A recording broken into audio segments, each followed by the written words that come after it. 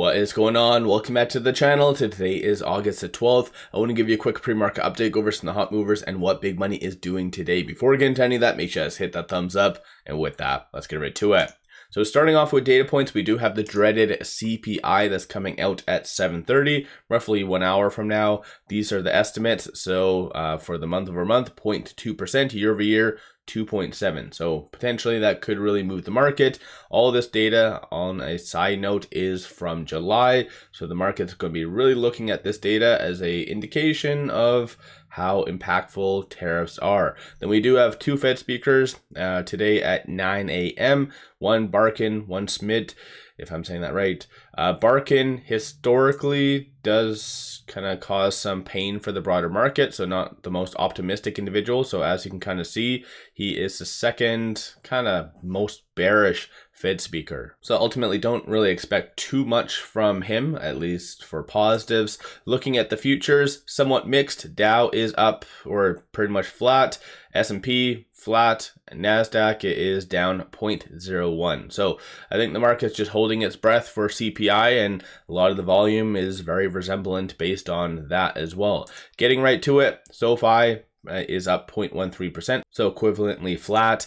For right now, shorts aren't doing anything. 9.29% of the free float is being shorted, so that's what we're going into today with. Works out to be 109.34 million shares overall are being shorted. So I still do anticipate over the next little bit shorts to continue and slowly to return up until it gets to, I'd say that's maybe 6 to 7, maybe 8% range. So that's kind of a positive. One key point to watch for today, with it at 22.45 during the pre-market, it is trading between this R1 and the pivot. I'm looking at the 1 day chart on a side note. 22.51 is going to be that key resistance and kind of point to watch for it to get over today. Flip side, 22.96 will be the next stage. 21.79 will be the next strong support. And I don't really see that pivot point being touched, even if CPI does come in a little bit hotter than anticipated. Of course, I think the broader market might go down as a result of that. But nonetheless, I think SOFI's technicals really want to move higher. So we'll have to wait and see how that plays out. And then moving on, ticker BBAI. So they're getting hit quite hard during the pre-market, and that's because of their earnings that came out after hours yesterday. So not really the best scenario playing out for them. Shorts will have their fun in the sun today. So 25.04% of the free float is being shorted. So yeah, most likely they will be a big chunk of what does happen today. And even on a random day, it's anywhere from around 30 to 50% of the daily volume is attributed to short. So anticipate them to be fairly active. But 72.15 million shares overall are being shorted.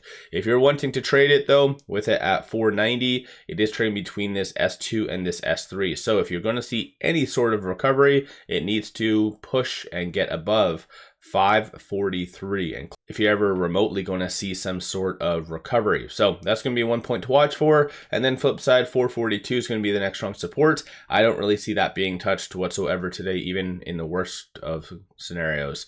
Moving on, ticker CRCL. So surprisingly, they did do very well on their earnings. So it is up 6.59%.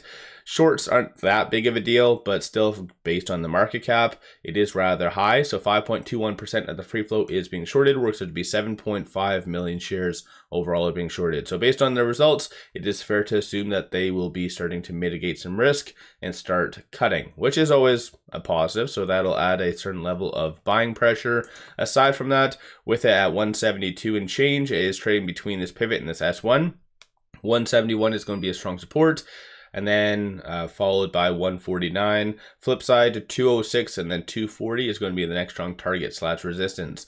Because of the crazy volatility, this is why you do see very wide gaps in the fib levels. So again, just over the next couple trading days, anticipate a lot of volatility, but nonetheless, as long as it holds 171 for today, the 171.06, then yeah, things should be pretty good. But aside from that, moving on, ticker is HBI. So it is up 42% during the pre-market. No official news, no SEC filings from them, but based on this, so it looks like Near's deal to buy Hanesbrands for about $5 billion, and that is based on their enterprise value, subtract it looks like or including debt. And so ultimately, if we pop over here, look at their valuation right here. So it shows currently the enterprise value being 4.15 billion. They have 2.66 billion in total debt. So just based on some rough math, I would put it roughly around that 715 to maybe 730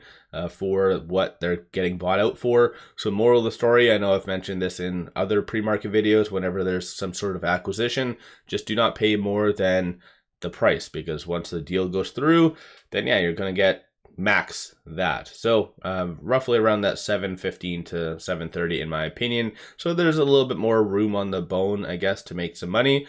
So again, something to keep in mind. But aside from that though, right now 11% of the free float is being shorted. Shorts are returning 868,000 shares during the pre-market, which is always a good sign. Works out to be 38 million shares, but yeah, I think the price has been set, so this is why they will start to kind of mitigate some risk. Don't have all their capital locked up, so I do anticipate shorts to kind of return a lot today. And there's no point going over a lot of the fib levels. It doesn't really make that much sense when there's kind of a set deal in place for the most part. And then last but not least, ticker's ACHR. So they did have their earnings, not necessarily the best, and then plus you couple that with dilution, and then this is why you go down. So this one, just $51.4 million worth of common stock. So not the best, of course.